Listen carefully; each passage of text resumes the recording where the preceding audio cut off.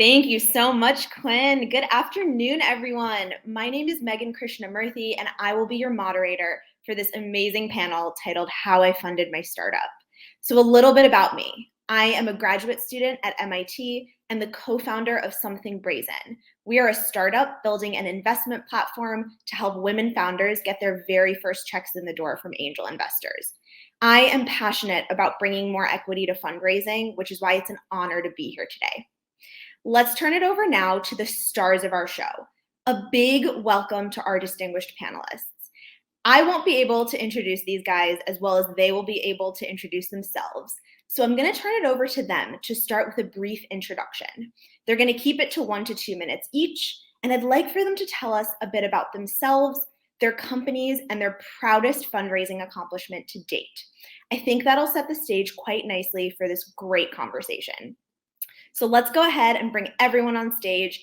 I want to start with Sophie, then move to Dexter and Khalid. Rahkeem, who's our fourth panelist, will hopefully be joining us in a little bit. Sophie, the stage is yours. Awesome. Thank you so much. I'm excited to be here. My name is Sofiat Abdulrazaaq. I am the CEO of Goodfynd.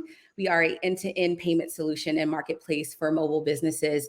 I'm specifically focused on the food truck industry currently. And my proudest fundraising moment was my first VC check. That was definitely a great moment for me.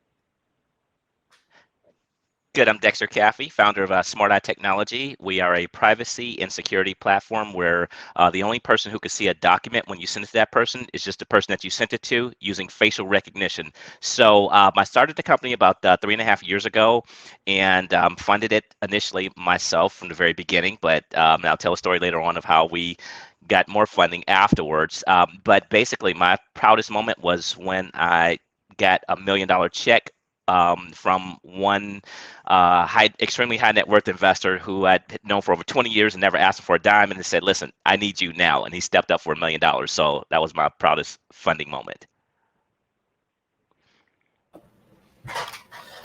Hi everyone, my name is Khalid David, founder and CEO of TracFlo. TracFlo is a mobile platform that allows large commercial contractors to track, input, and manage project costs in one single place, saving them time and money. My proudest moment would be when we got an investment from Serena Williams from Mac Ventures by winning an HBCU competition. And yeah, can't wait to share more about the journey and what led up to that. Thank you all. Hopefully our audience can already see how much they have to learn from all of you. So I want to take it back now and turn a question to Sophie. And Sophia, I want to start at the very beginning of your fundraising journey. Can you tell us a little bit about what it took to actually land pre-seed investment for your business and then how your fundraising journey evolved from there? Yeah, absolutely. So my co-founders and I, we bootstrapped our company for the first year, as most do. We were a technical team, and so we were able to build everything in-house ourselves, which was really helpful. And it was really important for us to launch that first revenue-generating product to prove out our model. And once we did, COVID hit. About January 2020, that's when we launched our first product. We thought it was over, but very quickly the use of our product started to ramp up, and we were seeing like 100% increases month over month. And at that point, we were like, okay, we think we can tap into the VC space and see what that's like. We met our first investor, and the conversation went well. The diligence process was gruesome.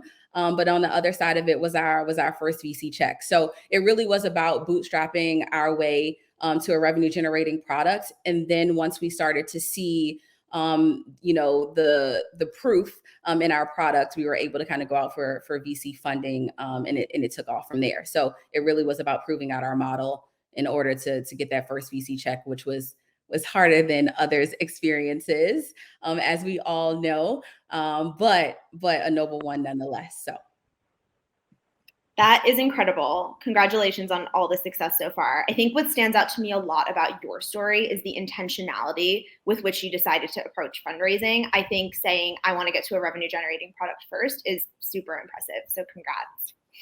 I want to turn it over now to Dexter. So Dexter, you have raised a lot of money, and this is really incredible. And part of the reason it's incredible is because this is your first high growth technology business. What has your approach to fundraising been, and how has it been informed by your previous career at an alternative investment firm? That's a great question, Megan. First of all, my background was not technology. So if you could run circles around me all day long, still to this day. So basically, my background was financial services. So I spent the last 20 years owning my own firm, doing what's called futures and options hedging. So what happened initially when I had the idea of starting Smart Eye Technology, I was at a cybersecurity event in Israel, and I was talking to this cybersecurity expert, and I happened to notice when I saw documents on his laptop screen, a thought hit my mind. Why should I be able to see any document that's on this guy's laptop screen? And I said, what if we could stop people from looking at documents on your screen through facial recognition? And so it was a crazy idea. I came back here to the States, here in Atlanta, and people laughed at me. They said, Dexter, there's no way. You're not a tech guy. There's no way something like this could ever be done. So I reached out to a group of developers in Israel that initially helped me to create the software that we have today. And so funding initially started from my own personal self, and then I realized that I didn't have enough money to do this big, massive project. So I reached out to one of my investors, and his name was Peter. He's like an 80-year-old guy, and I said, Peter, can we have lunch? He said, for what? I said, because I want to talk to you about something interesting I'm doing. So we met, and he said, okay, what do you want? I said, listen, I want to create software that shuts off if you look at my screen. He said, okay, great, but what do you need from me? I'm not a coder. I'm an 80-year-old guy. What are you talking about? So literally, I said, well, he said, what the heck do you want from me? I said, I need $50,000 today to do the research first behind the project. And he said, so you want me to be the first sucker? And I said, yes, I want you to be the first investor. So he actually gave me that $50,000 that day, but I had to put up shares of my current company that I had at the time to ensure that he gets his $50,000 back. And I didn't tell my wife, I didn't tell anybody the risk that I took. It was very nerve-wracking for me, but when the team came back and said, yes, we can actually create this, I knew we had something. So that was my first initial funding. And from there, we raised over $7 million from, I don't like to say friends and family. I'll say friends because my family doesn't have any money. So it's friends that I actually raised money from. And it wasn't easy. And it was basically talking to individual people that I've known throughout the years and asked them about wealthy people and asked them about making an investment, because I knew being in an investment business who had money and who didn't have money. So I didn't spend time talking to people who didn't have money. That makes a lot of sense. Thank you so much for sharing. And also that transparency around the family and friends round, I think, is key. Not everyone has wealthy family or wealthy friends that they can rely upon, but the fact that you used your professional network, I think, is such a great insight here. I want to move next to Khalid. Khalid, you've had a lot of experience raising money in a lot of different ways. You have also spoken really publicly about how, despite having degrees from top schools in the world, including my beloved MIT, how you felt like no one would give you a chance. And even after winning these business plan competitions and talking at Harvard, no term sheets came. So tell us, what has it taken you to get to this point, and how did you overcome feeling like people wouldn't pay attention to you?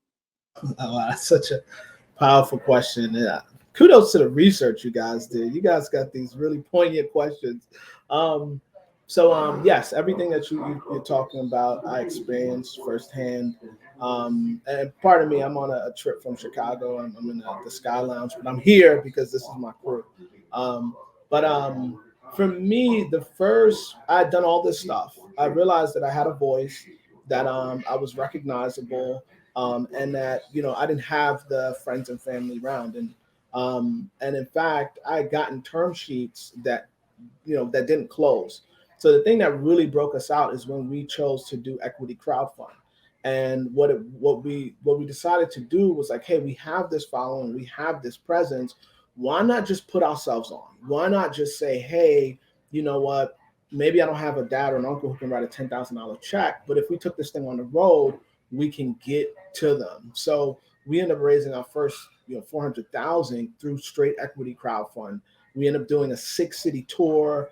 We hit Atlanta, LA, DC, New York, any place where we thought that there was, Black communities that would resonate with the message that we were putting out there. But then also for investors, right? I was a little worried about how's equity for crowdfunding going to be perceived from, the VC angle.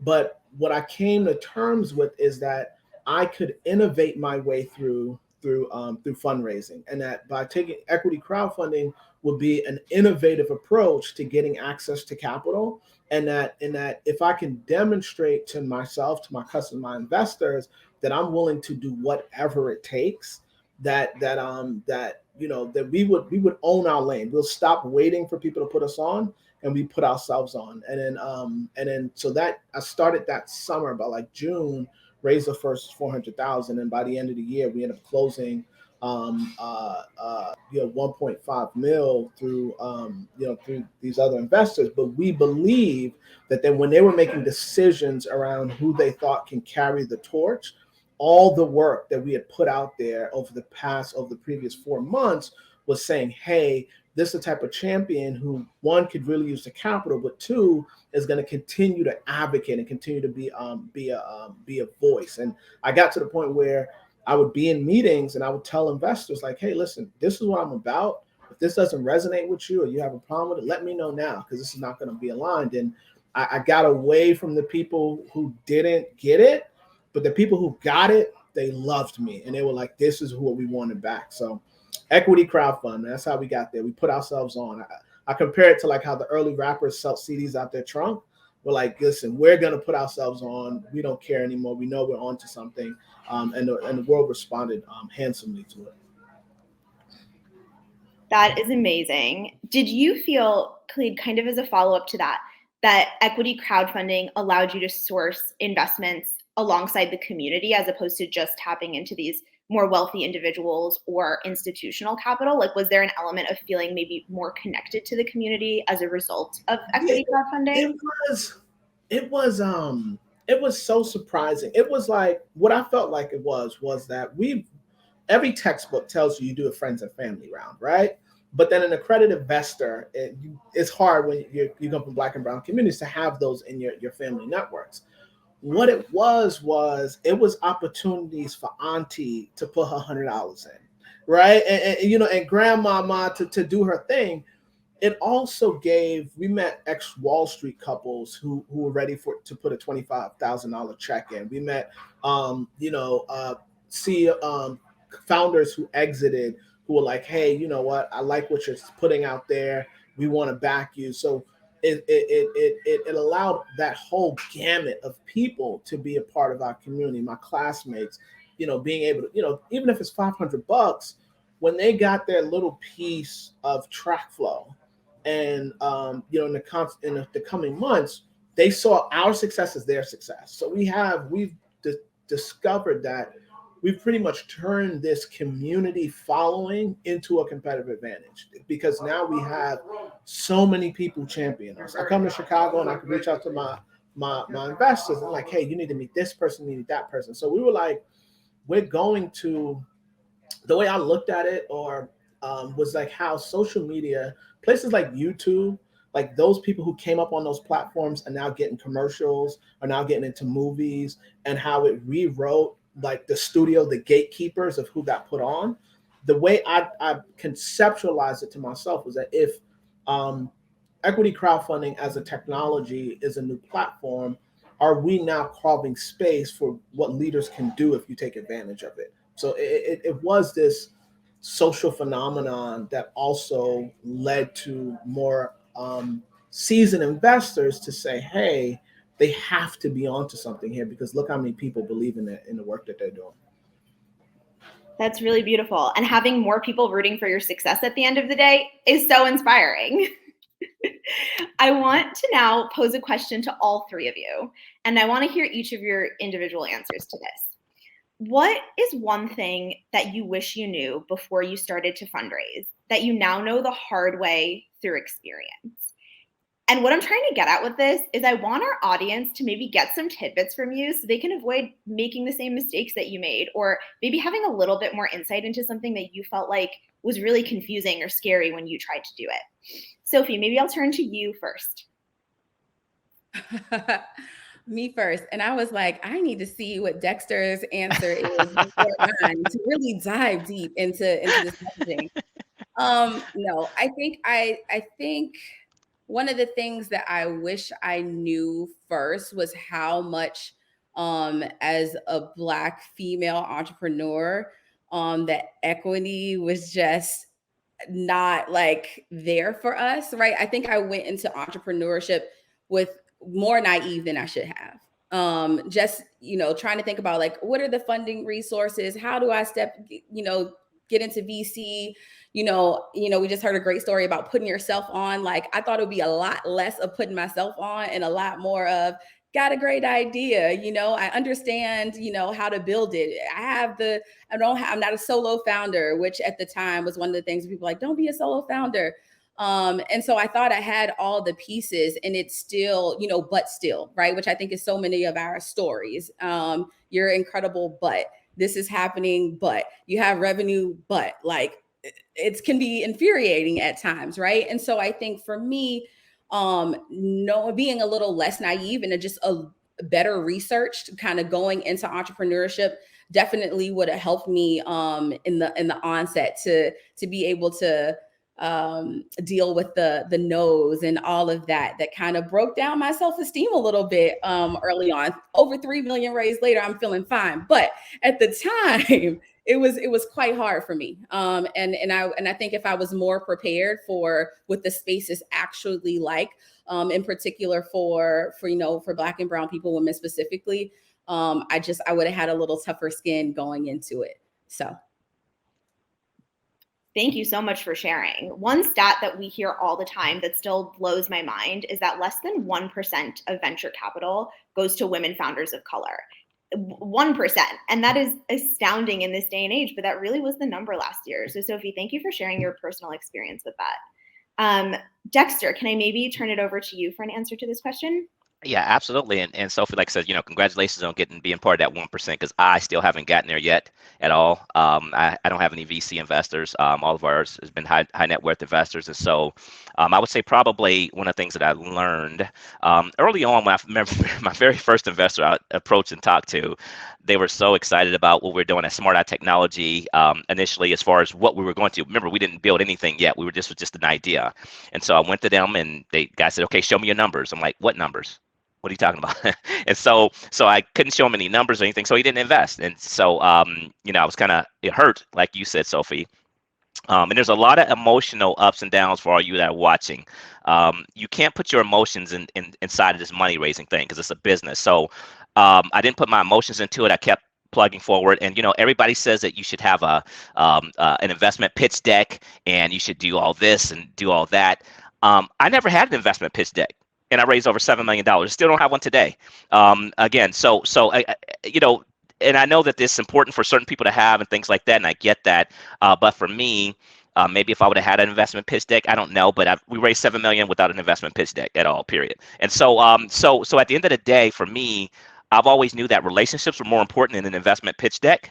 So the quality relationships that you build over the years are more important than an investment pitch deck. So at the end of the day, like I said, maybe if I would have had something like that, maybe it would look more professional. But again, we still don't have that right now today, and we're still raising money from extremely high net worth investors because number one, they believe in me as an individual as well as a product. So when you do have a product to sell, when you actually create it, it gives you a lot more leverage than not having a product at all. And so I was raising money, showing just my wireframes of our technology, just the physical paper written down on paper, just showing the wireframes. I raised probably over $1 million doing that, just showing what it's going to look like. So I would say definitely you could probably do a lot of things, but for me, raising money is what it's not easy, but you can't put your feelings and emotions. So initially I put my feelings and emotion into it because I kind of felt hurt, and I was really hurt when my first no. For investing in Smart Eye Technology, my first no was really hurt, and I still think about it to this day. But again, like you said, Sophie, you were $3 million later, and I'm $7 million later. Plus, we're looking at another raise of another $2 million. Again, raising money is not easy, but it's something that you have to take your emotions out of and say, if people don't want to, get on board, then they just don't want to get on board. It's nothing you did necessarily. Sometimes people, they have money that they want to move in certain places, and you're not just the right fit at the time. So don't take it personal. Don't take it personal. Emotionally, I took it personally, so it was a little hit for me. But now I don't even worry about it. I move forward. So that was probably my biggest thing, and it kind of hurt me so bad initially. I was like, they were so into it, and he just told me no. How can you tell me no? That is beautifully said. As someone who struggles to dissociate her emotions from the workplace sometimes, I think that's a really great point. And you're also touching on something, Dexter, that I think is so important here, which is that there's no single way to fundraise. Not everyone takes institutional capital. Not everyone does equity crowdfunding. Not everyone has an investment deck. And I think I love hearing in all three of your stories the uniqueness of it and how you have carved your own path forward to get to where you are with millions of dollars now raised for your business. Absolutely. Thank you so much. Khalid, can I turn it over to you for an answer now? Yes. So I think that I think Dexter's point was really powerful. That relationships.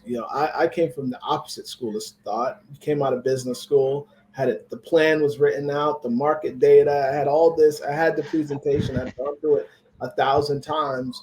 And it took me a while to really understand what my investor persona was. And it wasn't until I really got around other entrepreneurs that they started to help me understand. Because I came out of MIT, I could get the meetings. I could get the meetings with anyone, even if it was 6 weeks out. They would take the meeting with me. But understanding the persona, not just simply on what their check size is, what their space is, and all that stuff. Yeah, that's a prerequisite. But really understanding the personas around these managing partners and these decision makers, how they think, and being able to recognize who's for you and who's kind of sort of looking or maybe checking a box or have to be nice for deal flow and all that stuff. And when I really began to understand the characteristics of what the decision makers, the same way how you have a customer persona, what that investor is, what they look like, how they may think, how they may approach. Now I'm looking at my cap table. I'm like, oh, okay, this is why Mac Ventures worked out. This is why Serena Ventures worked out. This is why when I look at, the people who participated and the people who wrote, the $20,000 plus checks in our equity crowdfund, they all had these characteristics. They were very interested in spaces that were unsexy. They fundamentally believe, not from a point of, they fundamentally believe that Black-led companies were undervalued and that it was a sound investment because it was undervalued, kind of like the Warren Buffett kind of value investing. They believe that from a business standpoint, not that all these guys, they need help, but like, hey, I'm going to get a deal on these shares because, they're not getting what they need in the marketplace. So this is a sound investment for us. We think that we're going to get outsized returns. And these were the things that I started to kind of really understand, that it wasn't just about, you can have the cachet, you can have the networks or access to the networks, but really understanding how to really connect with those decision makers. These are still people making decisions around capital. And it was like when we had built this kind of digital wave and digital momentum, then everybody wanted to rock with us. And it felt like this was the same data that I was presenting 6 months ago, but now the FOMO had kicked in and now all these other things that you hear people talk about. But at the end of the day, these are people making decisions. You have to understand how those people think, and you'd stop wasting the people especially early on. They're not betting based off the business idea. They're betting based off of if they think that you're going to go through whatever the go through is. So that's probably the biggest thing that it took me a real while to understand, because I was caught up in I thought I was the man. I'm MIT. I did this. This is supposed to be a cakewalk, but you still had to massage some networks for them to understand the man behind the business, and that's what they were actually betting on. And it sounds like to me, you have so many investors who are mission aligned, and not just mission aligned in that they want to invest more in a more diverse manner, but mission aligned in that they truly believe that companies run by people of color are higher ROI opportunities. And I think that really hits the nail on the head as to one of the main reasons we're even all here today. Like, we deserve funding, right? Not because it's charity or because it's a social mission, but because we have great ROI businesses. So thank you for sharing. And Khalid, I want to also ask you, because you mentioned it, if you could talk to us a little bit about the investment that you got from Serena Ventures. I think there was such a splash when that came about. and when it was announced that Serena Williams was starting her own VC firm. And I feel like you became a bit of this like instant celebrity overnight when you got that $1 million check from her. So we would love to hear the story for in your own words. So first, since it's the family, I just got to remind everybody, I didn't win the lottery. That was an investment for TracFlo. I had to spend a couple weeks letting the folks know, hey, this is not what that is. But so there was a great teaching moment to what we call retail investors about what this actually looked like. So that was probably the first thing that we went through. But it was an HBCU competition where they wanted to make a $1 million investment in companies led by HBCU alum. I'm a proud Morehouse man, and I think that I know Kevin Johnson's also a Morehouse man. And I think that sense of activism, what really stemmed from what I was taught at Morehouse. And now I'm this MIT tech leader, but I still have something to say. And I think so. I think that was the kind of the mission. You know, I had pitched to maybe over 150 investors at that point.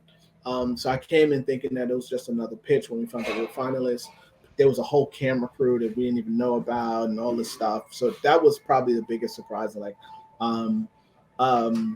And then when it came down to just kind of pitching, and when it was this, when I say it's the same presentation that we've been pitching, I mean, we tweaked it obviously, but I think the moment came when I think it was two moments. It was obviously meeting Serena Williams was amazing, being a great. I thanked her for being a Black woman. This was the moment. All right, this is really what it is.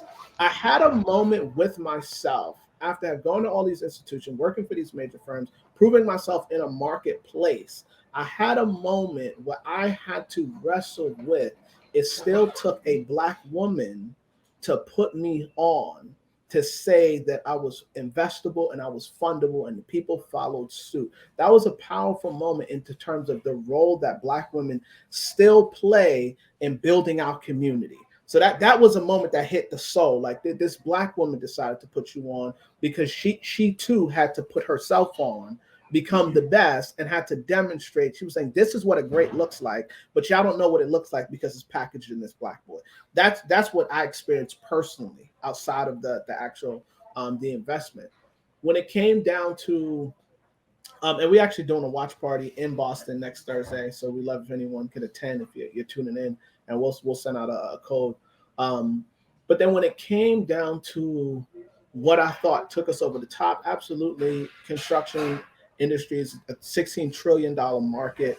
And as a person who grew up in the construction industry, everything from being a tradesman to working at major firms to understanding cutting edge technology, I knew that I was a foremost expert in this space and that this was a lane that I could dominate. But I fundamentally believe when they decided to put together this very public display of investing in a Black founder, that the 6 months prior, when we were touring from city to city and having conversations around the importance of not only investing in Black founders, but also the Black community, the Black professional community, putting ourselves on in the same way that our Silicon Valley contemporaries, that they got their folks that puts them on first before they get to that VC. I think that they wanted to send a message that this type of behavior will be rewarded. I mean, all the finalists were pretty good. I mean, obviously, I believe that we were the best, but I also thought about if our sports and entertainment leaders are now saying we're lending clout to these new technology leaders, that they were saying that we wanted the type of leader who would carry the conversation forward, who would continue to be an advocate. There was these behind the scene things when I talked about how some of my contemporaries, they don't speak out in the way that I do. And sometimes it's hard to deal with. And I see guys get put on, and I see guys get, that get deals. And sometimes I wonder, am I being a little too Black?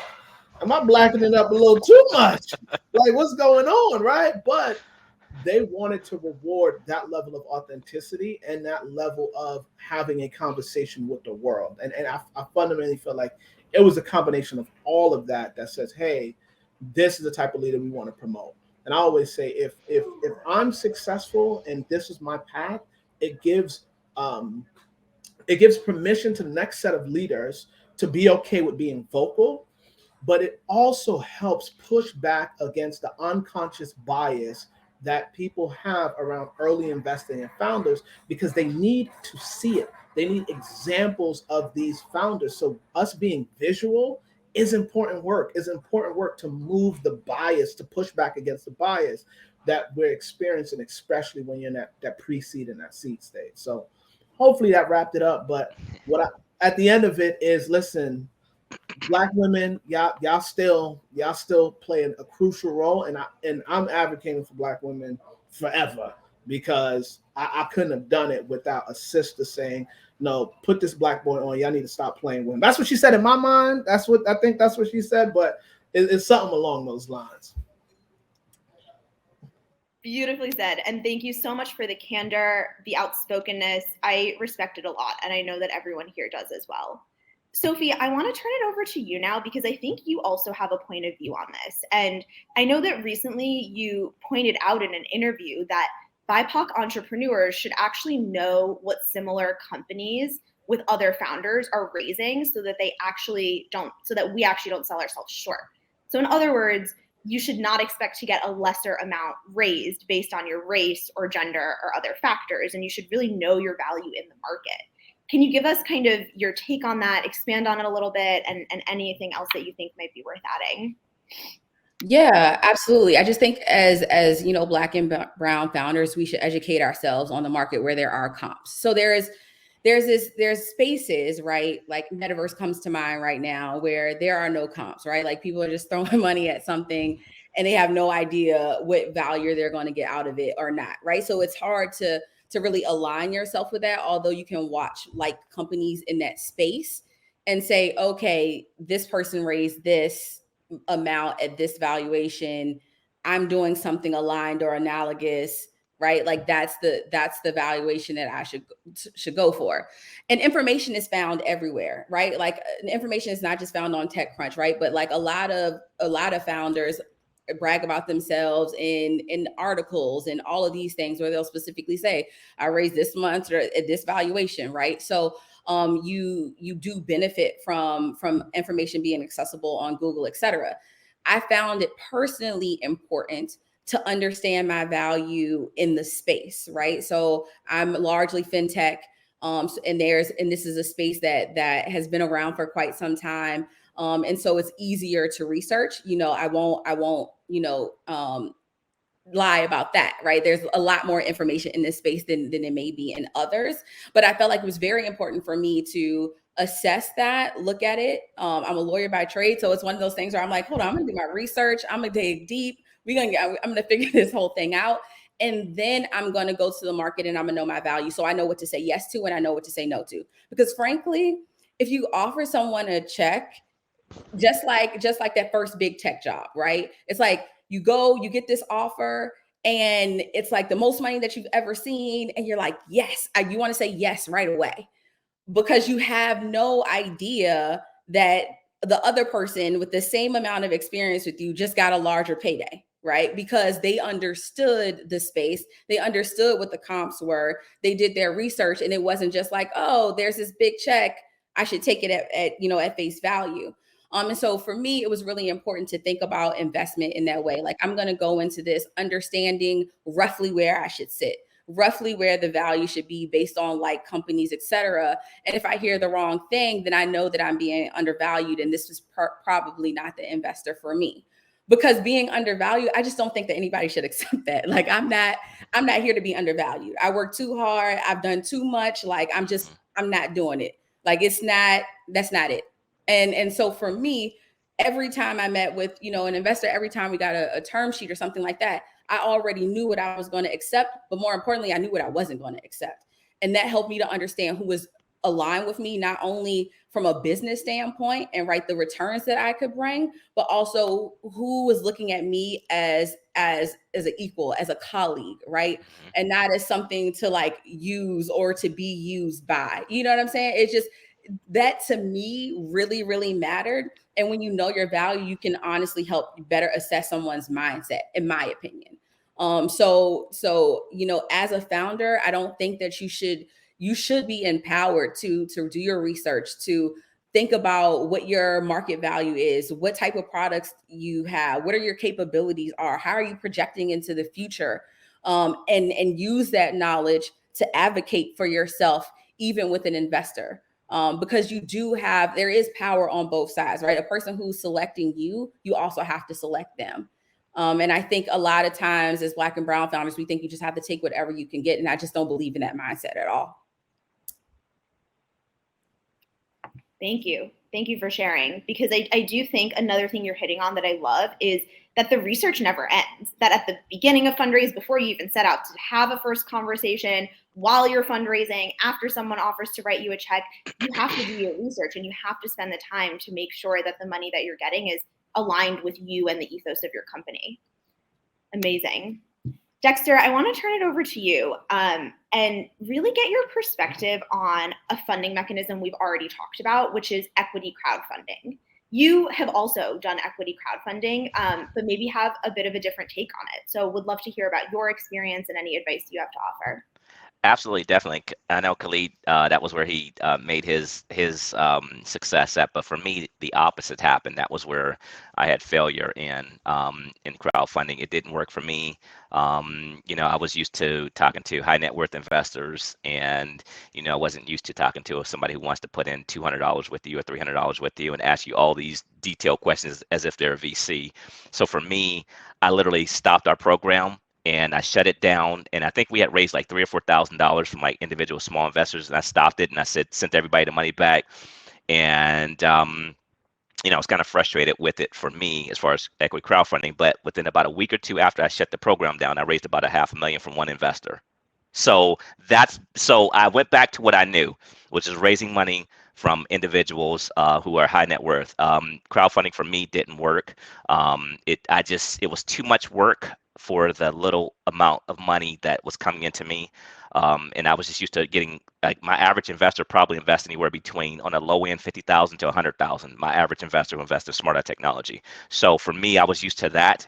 And it was hard to see somebody do $300 or $500. And it's good that they invest, and that's wonderful that they make those investments. But for me, we're a heavy, intense business, and we need larger capital to sustain us and things like that, not smaller amounts. And so it was tough for me to step to that world. And for me, I'm not going back into it. For others, it may work for you. Wonderful. That's great. But for me, in my business, it just didn't work for me at all.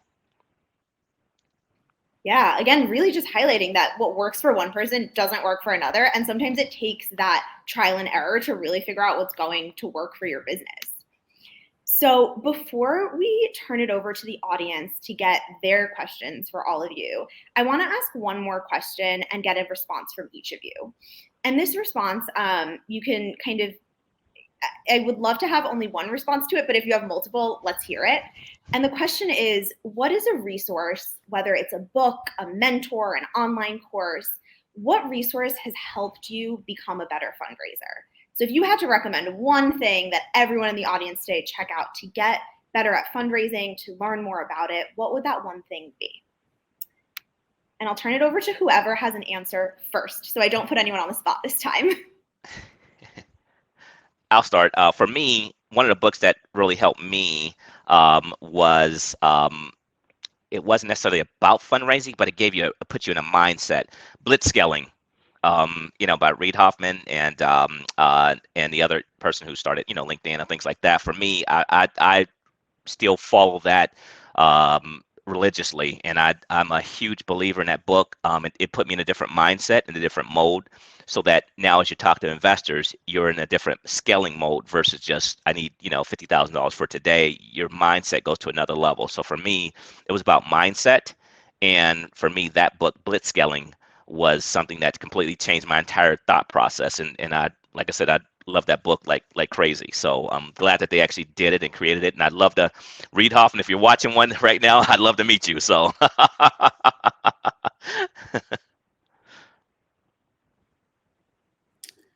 I read Venture Deals, and I feel like it was a recommendation that I just heard from several founders. I was just like, I have no idea what's going on in venture. Like, I think I'm ready for it, but I don't know. And a lot of my founder friends are white. And so that was another thing. I was like, I hear your story, but I feel like I need to be a little bit more research because I got a feeling it's not going to go down quite like that for me.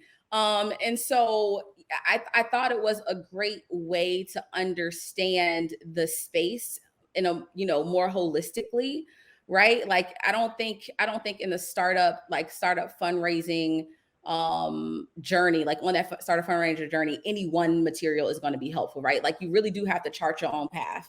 But to the extent that you just want to understand a more generic, like what's going on in this space, like have a good foundational knowledge, I do feel like that resource was one that put me up on game. So yeah, I was fortunate. I was coming out of B school, so it was like there was these classes in this forced reading. Venture deals was one of them. So actually, I'm like, did I read any books? I actually really didn't read much outside of formal classroom. But scaling entrepreneurial ventures was a class that came with some reading, and the founder of HubSpot, he ended up he taught it. And it was just about, he did this diagram about jumping through hoops. And he was just in the class walking us through jumping through hoops. And between all the reading and all this stuff and all this kind of prep that you got, it definitely, I think it was definitely a thing that most pointed out when things got tough. It's like you're jumping through hoops, and he was like, and then the last hoop is a hoop that's on fire that you got to jump through. So but Venture Deals is a book that I had gotten into also.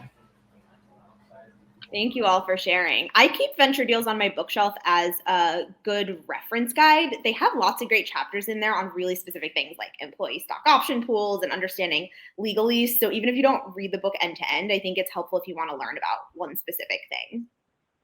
I want to turn it over now to get some questions from the audience. And I feel like there are probably going to be a lot because all three of you are so interesting. So let's maybe pause just for a moment to see what questions come through from the audience, and then we can start taking those. And for our great audience, you can definitely ask questions aimed at one person on the panel or aimed at all three. We are really here to help you for the next 10 minutes and would love to hear what's on your minds. All right, it looks like questions are filtering through now.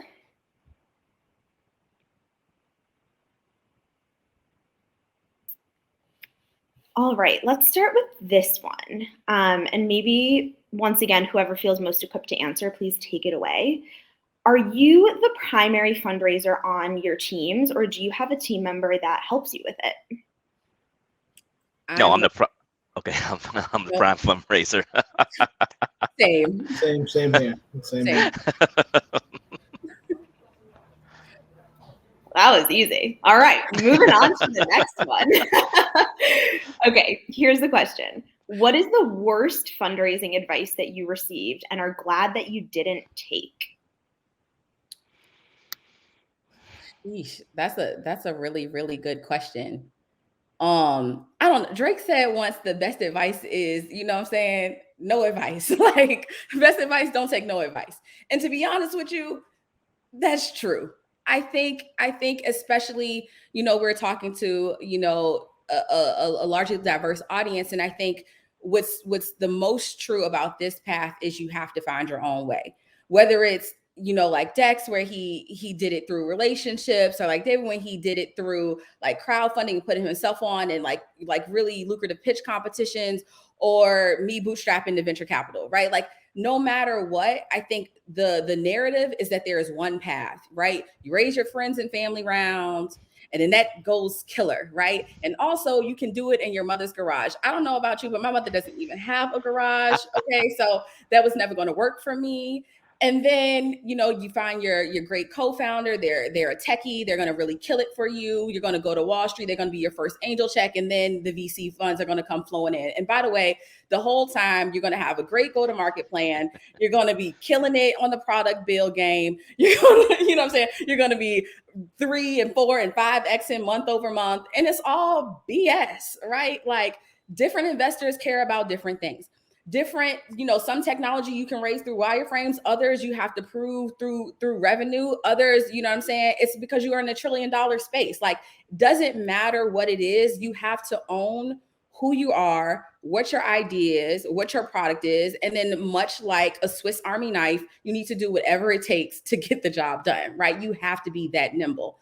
And at the whole time, right? Like, being yourself is super helpful, because if you're going to hear no and everything else, you might as well doing it being you, because being someone else and being what the blogs and all that say, and then hearing no is like super defeating. So for me, it was just like I'm glad that I didn't listen to the whole, like, this is the only path that you could ever go on ever, because I would not be here right now. I just wouldn't be here. And I like to jump in. So that with the question, the worst funding advice, it was worse because I took it, right? I did not take it. It was bad because I took it. But it was this, I thought that, simply, because we had kind of launched out of MIT, that just pursuing those networks would be enough. And it was very hard for me to, even when we decided to do equity crowdfund, it was very hard for me to wrestle with the reality that the association in of itself, that there was still a bias that, this institution I love and I continue to love, that was going through, even when you got into the networks, even when you got into the circles. And we got MIT investors who invested in us. So and like MIT alumni funds that invested in us. But it was I could get any meeting. When I say I could get a meeting, I could get a meeting with Sequoia, even if it was going to take 8 weeks. And what was it was that, and I fundamentally believe they really believed, because it's what they know to be true, that, hey, these are the people you need to talk to, holler at this guy, call this number, you're going to be good. This is how it happens. And then me having to wrestle with the reality that my path was still different. My path is a necessary part of the conversation, but the worst funding advice was almost a naivety about, hey, this is how we've all done it. And me never really putting an asterisk on that and say, okay, it might be a little different for me. And really believing that. And I don't think they were attempting to deceive me. This is what they know to be true. And having that reality crash, that my path would be a little different. But I did take the advice and I learned from it. So I did not take it, though. That's the only difference. I would say for me, I would say, that first investor who turned me down initially, one of the first investors who turned me down and told me that they didn't want to invest, and I spent time sitting down talking with them, and they said, well, in order for anybody to invest with you, Dexter, you have to have a business plan, you have to have your numbers like this, you have to have that. And so I started working with that, and I spent like probably 2 or 3 weeks doing that, and I got frustrated, and I just like threw it all away and just said, forget that, I'm going out and do what I do. And again, over the last 3.5 years, we raised over $7 million. And so at that moment, it was the worst investment. But as we get more in detail, we'll have all those things. But at the end of the day, we as entrepreneurs, we live in a lonely world. So as a result of being in a lonely world, you have to make your own decisions and set out for your own path, in other words. So, everybody has advice, but go with your gut. Your gut is what you should always go with. I always go with my gut more than anything else. And take risks. Take lots of risks. It's your job. You're a risk taker as an entrepreneur. You take risk. Bottom line. I love that conviction on staying true to yourself and being really authentic. And I think it can be so hard, but so rewarding, as all of you are showing us today. This ties in a lot to our next question, which is, how did you all stay resilient after being rejected for funding more than once, probably more than twice, probably dozens of times? How do you do it? How do you keep going? Honestly, rejections is part of the game, right? Like, I mean, and that's just what it is.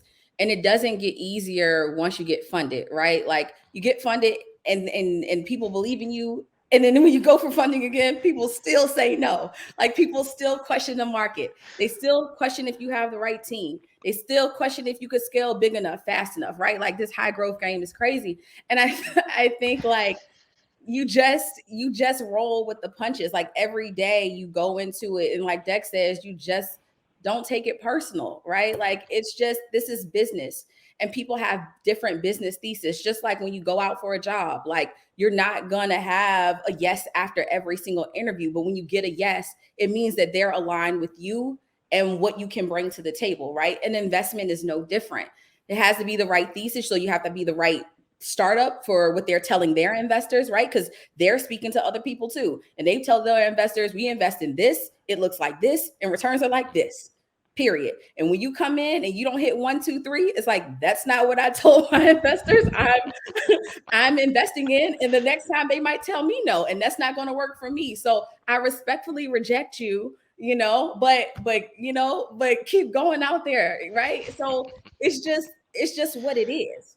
And you can't take it personal. And I think if you believe in yourself and believe in what you do, then you'll keep going, right? The motivation will be there. If you get really frustrated by every no that you hear, and very early on, I was, like I said, it was kind of like an ego punch. Like, what? I'm like, I'm it. Are you serious? Right? Like, I'm her. But some people told me, no, you're not. And I think, and that was fair, right? When I started to really understand what the game means and what comes with it. And I thought to myself, if I quit, that means I never believed in what I was doing in the first place, right? Like, what I'm really doing is I'm just out here saying, if this idea hits, then I'm all for it. And if it doesn't hit, then I'm not all for it, right? I didn't go into it for myself. I went into it to create impact in an industry that I believe deserves it. And every day, that's what I'm doing this for. And so if you say no to me, it doesn't stop my motivation, right? Like, I'm still doing something for a worthy industry. It still matters. And so you can tell me no, and I'm gonna go on, and eventually somebody will tell me yes, and I'm gonna prove them right. And then we can talk later. It's all good. And for me, that's definitely great, Sophie. And for me, I would tell you that for me, it was a thing of where, for me at least, like I said, I had to, I talk to myself every day, even to this day. And you have to talk to yourself. It's okay to talk to yourself and talk about being optimistic, being positive. Yes, that thing didn't work out, but this other thing more than likely will work out. And you have to just stay positive at all times, because we live in a very negative world, and we have negative employees around you. You have negative shareholders around you. You have negative vendors around you. So our world is full of extreme negativism. And so you have to stay optimistic at all times, regardless of what's going on, because you're going to hear the no's constantly. You're going to hear the people who are very skeptic of what you're doing constantly. So you have to stay in this very optimistic mindset, regardless of what's going on around you. I mean, it's a reality. We have to stay positive for ourselves, and only actually hang around people who are positive. If they're a business owner, hang around just the business owners who are positive. Don't hang around the negative business owners, because they'll take you down as well. So they'll tell you, hey, this is not going to work out. You're going to go down. You're going down fast. I mean, so stay around people who encourage you. Stay around people who support you. And not every day they're not going to smile at you, but overall, the big picture is that they support you, they understand you, and they know where your big vision is going. So keep in mind the big vision. With us at Smart Eye Technology, we're trying to stop people from accessing documents on your screen physically. So my goal is to help. We're doing something to save the world. In other words, we want to stop people from physically looking at documents on your computer if they shouldn't have access to it. So we stop it through facial recognition. So again, when you have a big mission, that's going to drive you to something bigger and greater in life. What a perfect note to end on. I love that note about optimism. Really beautiful. It was like I teed you up for it, but I didn't. Dexter, Khalid, and Sophie, thank you all so much. You are inspirational. You are awesome. And the fact that you took an hour out of your afternoon on a Friday in the springtime to pay it forward is really beautiful. So thank you.